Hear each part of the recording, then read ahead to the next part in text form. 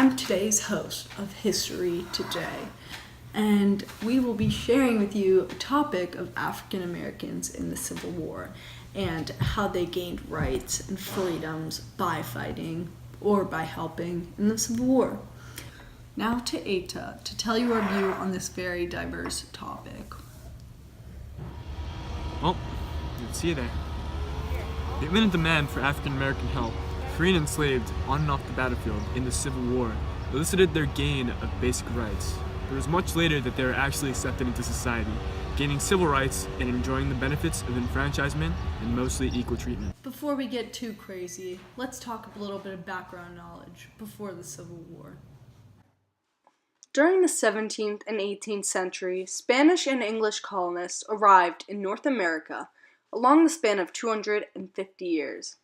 Over 600,000 African Americans were brought over. Slavery had always been a contested issue, but eventually deemed a necessary evil by Thomas Jefferson and proponents of slavery. The issue of slavery would later be contested again when the issue of whether slavery should be allowed in the new territories was raised. This led to a series of compromises, the first of which was with the Missouri Compromise. This meant that Missouri was admitted as a slave state and Maine was admitted as a free state, preserving the congressional balance between free and slave states. The next time the institution of slavery was challenged was in the Compromise of 1850. Before the Civil War, blacks were treated poorly in the South as they were forced to work long hours under terrible conditions as slaves. In the North, they were treated better as they were allowed to own land and businesses, yet were still discriminated against. They also founded their own churches and published their own newspapers. After the Civil War, blacks in the South were freed, and they were allowed to vote, acquire land of their former owners, and seek employment after Congress passed the Civil Rights Act of 1866. However, this was soon undone by black codes.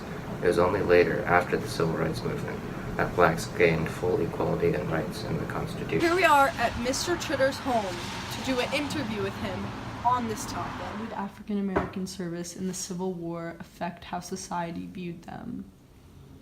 And to what extent were they accepted into society after the Civil War? Obviously, African Americans are part of society before the Civil War, and it's about equality, though. It's about to what degree are they given equality, and we know that in the South there's slavery, in the North they're free, and so there's obviously, but even in the North, I wouldn't say there's equality before the Civil War.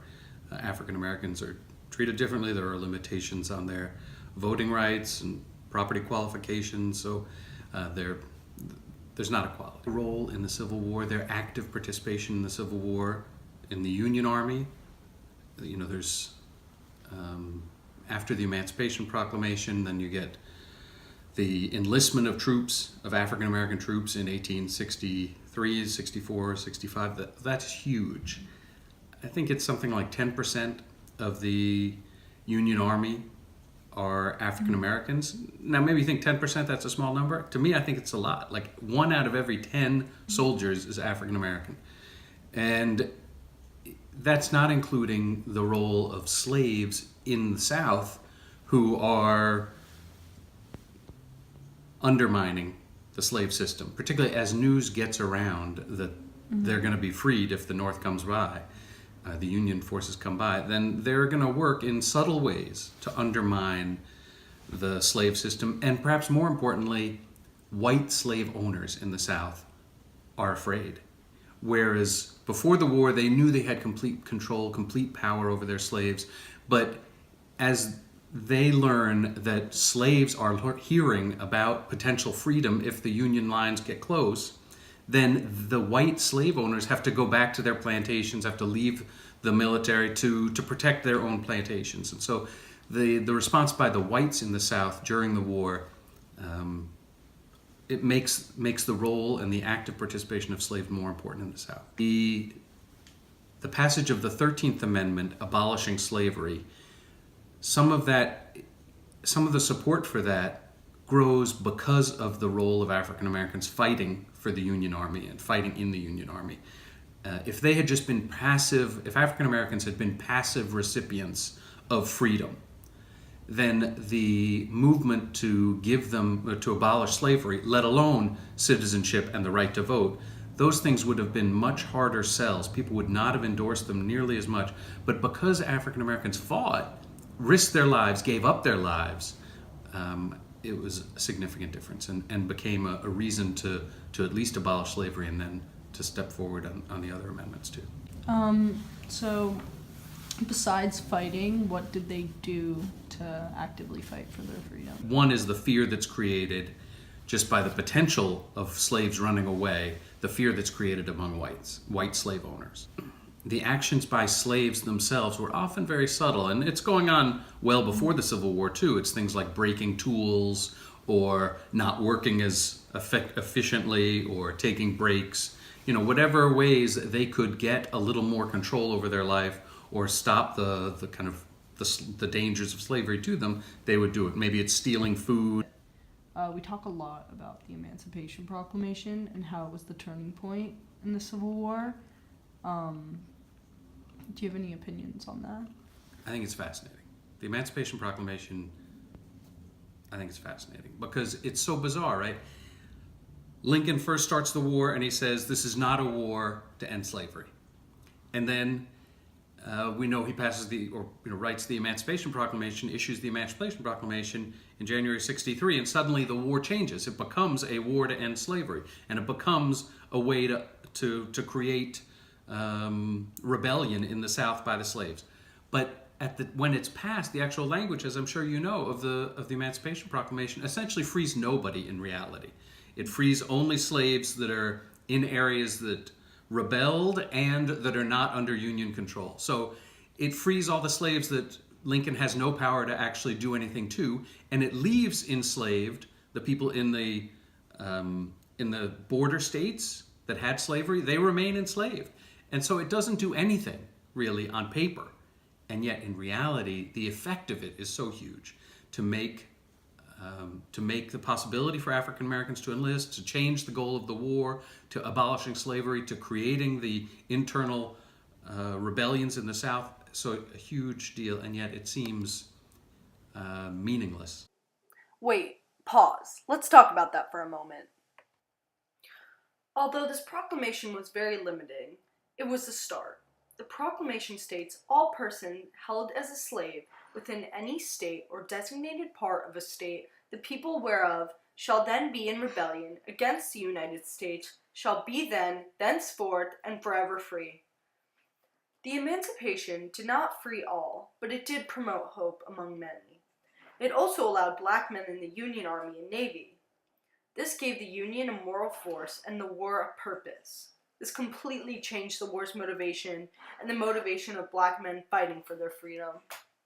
And there's a lot of sense that among white officers that they can't really fight, so they're often relegated to just doing manual labor in the fortifications, building fortifications, building sewers, building earthworks, that kind of stuff. Even in the South, because they become so desperate, in 1865, the Confederacy passes a law that says we're going to allow slaves to fight in the Confederate Army, and even offers freedom.